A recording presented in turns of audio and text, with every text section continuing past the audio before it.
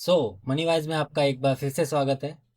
तो आज के वीडियो में हम देखने वाले हैं कि technical analysis and price action कैसे काम करता है। तो आज के इस एनालिसिस के लिए हमने गोल्ड का चार्ट चूज़ किया है। एंड गोल्ड का चार्ट क्यों चूज़ किया है, उसका पर्पज़ ये है कि दिवाली आने वाली है और दिवाली और धनतेरस पे लोग काफ़ी गोल्ड को बाय करते हैं।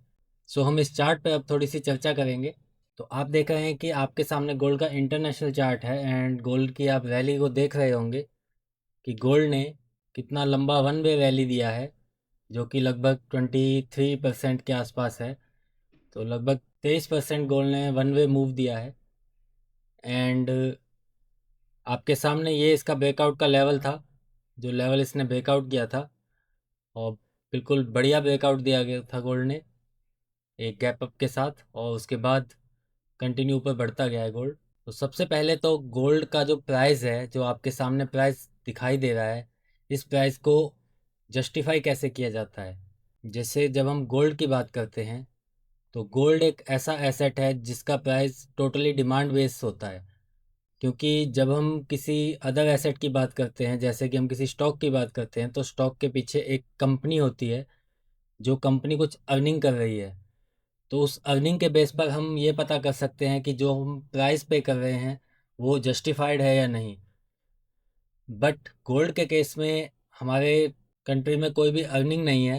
तो जैसे कि आपके घर में भी काफ़ी सोना पड़ा होगा या आप गोल्ड को बाय करते हैं, तो आप उस गोल्ड को एक डेड एसेट की तरह रखते हैं, जो कि सिर्फ प्राइस में अप्रिशिएट करता है और आपको कुछ भी कमा कर नहीं देता है। गोल्ड का प्राइस टोटली डिमांड बेस रहता है। हालांकि सेमीकंडक्टर इंडस्ट्री के अंदर एंड आपके मोबाइल्स में, बाकी इंस्ट्रूमेंट्स में भी गोल्ड का यूज़ होता है।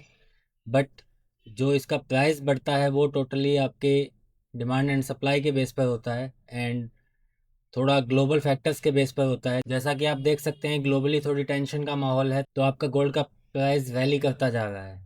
सो क्या आपको इस समय गोल्ड बाय करना चाहिए, अब ये सवाल हमारे सामने आता है। तो अगर आप गोल्ड में एसआईपी कर रहे हैं, आप लंबे टाइम से गोल्ड को कलेक्ट कर रहे हैं, तो आपको अपनी एसआईपी कंटिन्यू करते रहना चाहिए, कोई इशू नहीं है उसमें। अगर आप गोल्ड के अंदर ट्रेड करते हैं तो आप ट्रेड कर सकते हैं। बट अगर आप गोल्ड के इन्वेस्टर हैं, आप गोल्ड पर लंबे टाइम के लिए बाय करते हैं, कुछ आगे के सालों का नज़रिया बनाकर चलते हैं, तो ये सही समय नहीं होगा। क्योंकि टेक्निकली जब आप देखेंगे तो गोल्ड काफ़ी रैली कर चुका है और हमारा रिस्क टू रिवॉर्ड तो जब हम चेक करते हैं तो काफ़ी गलत बैठता है। आप यहाँ पे देख सकते हैं कि गोल्ड का आरएसआई का लेवल बार बार ओवरबॉट की तरफ जा रहा है। गोल्ड के चार्ट को आप देखेंगे कि गोल्ड में यहाँ पे एक लेवल था जहाँ आप बाय कर सकते थे। उसके बाद अगर हम पीछे चलते हैं तो गोल्ड ने अपना लास्ट ब्रेकआउट, एक बड़ा ब्रेकआउट दिया था, जो कि आपका 2020 से लेके 2024 तक का कंसोलिडेशन का लेवल था। एंड अगर हम वहाँ से गोल्ड के प्राइस को आज चेक करें तो गोल्ड का प्राइस लगभग यहाँ से डबल हो चुका है। जैसा कि आप देख सकते हैं कि आपके 100% के रिटर्न है वहाँ से, अगर आप चेक करेंगे तो। सो गोल्ड पिछले एक साल के अंदर डबल हुआ है। तो यहाँ से आप फर्दर बाइंग करना चाहते हैं, तो अगर हम रिस्क टू रिवॉर्ड की बात करें तो काफ़ी रिस्की रहेगा और आपको रिवॉर्ड उतना नहीं मिल सकता। हम यहाँ ये नहीं कह रहे कि गोल्ड यहाँ से और ऊपर नहीं जा सकता है, गोल्ड यहाँ से कितना भी जा सकता है, क्योंकि गोल्ड प्योरली डिमांड बेस होता है एंड बढ़ते प्राइस में सभी कूद कूद कर गोल्ड को बाय कर रहे हैं। तो यहाँ से डबल होना कोई बड़ी बात नहीं है। सभी बैंक्स भी बाय कर रहे हैं ग्लोबल टेंशन की वजह से। बट एज ए इन्वेस्टर अगर हम चार्ट को देखते हैं तो चार्ट में कुछ ऐसी चीज़ें हैं जिनको हम इग्नोर नहीं कर सकते। क्योंकि गोल्ड के अंदर बड़ी बड़ी करेक्शंस आती हैं, पास्ट में आपने देखा होगा यहाँ पर 20% की करेक्शन आई थी। एंड उससे पहले अगर हम ये करेक्शन देखते हैं कि 2011 से गोल्ड ने 45% तक करेक्ट किया था, यानी गोल्ड आधा रह गया था। गोल्ड में करेक्शन नहीं आती, ये एक मिथ है। गोल्ड में प्रॉपर नॉर्मल एसेट्स की तरह करेक्शंस आती हैं। जब हम इंडिया की बात करते हैं तो रुपी के डेप्रिसिएशन की वजह से हमारा गोल्ड का फॉल थोड़ा कम दिखाई देता है, बट ऐसा नहीं है कि गोल्ड फॉल नहीं करता है। डॉलर टर्म में आप देख रहे होंगे गोल्ड काफ़ी गिरता है। सो अब हम चलते हैं इसके वीकली चार्ट पर। गोल्ड के वीकली चार्ट में भी आप ध्यान देंगे तो आप एक चीज़ देखेंगे कि आपका आरएसआई का लेवल देखिए 85 पर जा रहा है। एंड जब आप टेक्निकल की बात करते हैं तो 85 पर जाने का मतलब ये नहीं है कि 85 पर जाते ही गोल्ड गिर जाएगा, क्योंकि पास्ट में भी आप देख रहे होंगे कि यहाँ 85 गया था एंड उसके बाद गोल्ड ऊपर की साइड ही जाता गया है। बट यहाँ एक डाइवर्जेंस बनी थी जो कि आपके सामने यहाँ पे है। यहाँ एक क्लियर डाइवर्जेंस थी प्राइस के अंदर। सो इस डाइवर्जेंस का रिजल्ट भी गोल्ड के प्राइस में एक फॉल हो सकता है। डाइवर्जेंस के ऊपर आप अगर ट्रेड करते हैं या आप डाइवर्जेंस के बारे में नहीं जानते तो हम इसके ऊपर फ्यूचर में कभी चर्चा करेंगे कि डाइवर्जेंस कैसे काम करती हैं और डाइवर्जेंस को कैसे ट्रेड किया जा सकता है। सो जब आप गोल्ड के मंथली चार्ट पर जाते हैं तो यहाँ पे एक बहुत ही खतरनाक लेवल दिखाई देता है आपको आरएसआई का, जो कि आपके सामने है 92 का लेवल। अगर आप पास्ट में जाकर चेक करते हैं तो आरएसआई 85 पर गया था लास्ट, और उसके बाद गोल्ड ने एक करेक्शन दी थी। एंड उससे पीछे हम जाते हैं, आरएसआई का हाईएस्ट लेवल आता है हमारा 99। एंड जब भी आप हाई आरएसआई जाता देखते हैं तो आप करेक्शंस भी देख सकते हैं, जैसा कि यहाँ पर आरएसआई हाई गया था। तो यहाँ आप देख सकते हैं कि गोल्ड ने लगभग 54% का करेक्शन दिया था। गोल्ड का इससे पुराना चार्ट यहाँ अवेलेबल नहीं है, सो हम इन लेवल्स को एक बार चेक नहीं कर सकते। बट जब मंथली आरएसआई इतने हाई लेवल पर जा रहा है तो ये रिस्क तो बढ़ जाता है कि यहाँ से गोल्ड काफ़ी करेक्ट कर सकता है, या टेक्निकली कभी भी ये एडवाइजेबल नहीं होगा कि आप यहाँ पर नई बाइंग करें। सो हमने अभी एक वीडियो भी बनाया था जिसमें हमने एसेट एलोकेशन की बात की थी, तो उसमें भी हमने ये चर्चा की थी कि मैं गोल्ड और बाय क्यों नहीं कर रहा हूँ, क्योंकि गोल्ड के लेवल कंफर्टेबल नहीं है टेक्निकली बाइंग करने के लिए।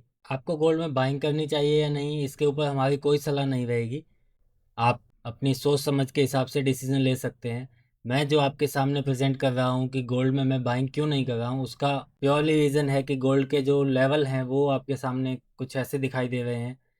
क्योंकि जब हम इन लेवल्स पे बाय करते हैं तो जैसा कि आप यहाँ पे देख सकते हैं कि गोल्ड ने 2020 से लेके 2024 तक कुछ नहीं किया है, तो हम 4 साल के लिए स्टक हो जाते हैं। एंड ऐसा ही अगर आप यहाँ देखें कि 2011 का प्राइस है, वो प्राइस नेक्स्ट टाइम आपका 2020 में आया है और वो प्राइस 2024 में ही क्रॉस हुआ है। तो 2011 से 2024 तक गोल्ड एक ही प्राइस पर अटका रहा है। सो अगर आप गोल्ड में भी टॉप पर फंस जाते हैं तो ऐसा नहीं है कि गोल्ड हमेशा बढ़ता ही जाएगा, आपको 10-10 साल के लिए गोल्ड भी फंसा सकता है। सो किसी भी एसेट को जब चूज़ करते हैं हम तो एक प्रॉपर लेवल पर बाय करते हैं। सो यही रीज़न है कि मैं गोल्ड को थोड़ा इग्नोर कर रहा हूँ अभी के टाइम पे।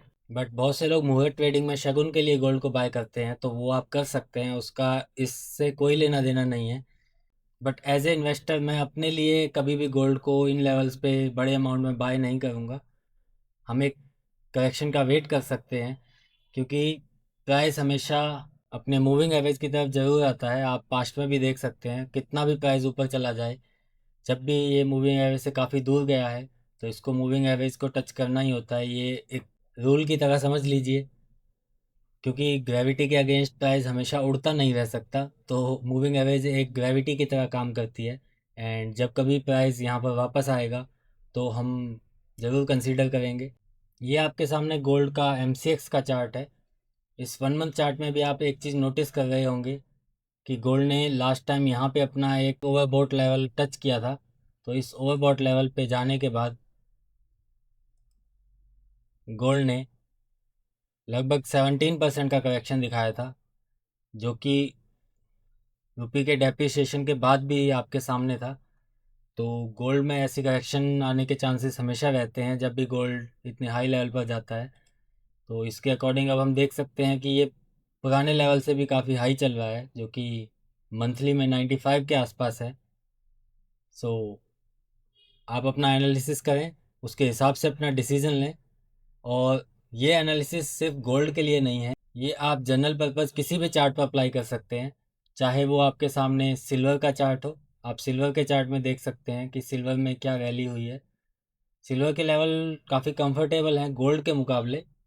क्योंकि स्ट्रॉन्ग आरएसआई का मतलब होता है कि प्राइस की स्ट्रेंथ काफ़ी हाई है, बट नई बाइंग के लिए थोड़ा रिस्की हो जाता है, बट यहाँ से प्राइस काफ़ी अच्छे से मूव कर सकता है।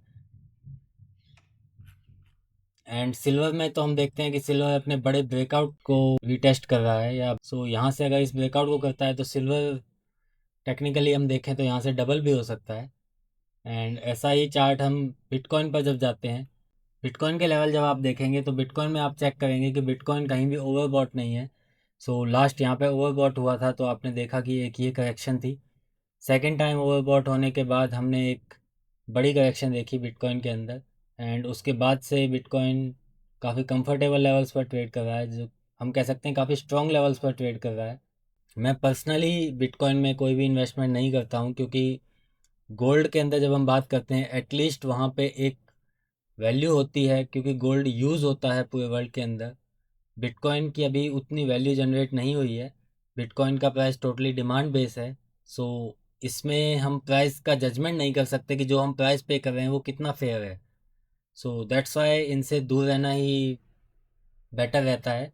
अगर आप ट्रेडर हैं आप ट्रेड कर सकते हैं, आप बिटकॉइन को ट्रेड कीजिए, आप क्रिप्टो करेंसीज को ट्रेड कीजिए, उसमें कोई इशू नहीं है, बट आप एक एसेट की तरह इनको नहीं देख सकते हैं। सो हमारे इस वीडियो में हमने आपको ये दिखाया कि आरएसआई के ओवरबॉट लेवल्स कैसे काम करते हैं टेक्निकली। प्राइस को आप कैसे देख सकते हैं कि प्राइस जो आप पे करने वाले हैं वहाँ पे रिस्क कितना है या रिवॉर्ड कितना है आपके लिए। सो इसको देखकर आप डिसाइड कर सकते हैं कि आपको यहाँ पे नई बाइंग करनी चाहिए या नहीं करनी चाहिए। सो अगर वीडियो अच्छा लगा हो तो वीडियो को लाइक कीजिएगा एंड चैनल को सब्सक्राइब कीजिए। मिलते हैं किसी नेक्स्ट वीडियो में। Thank you and happy Diwali.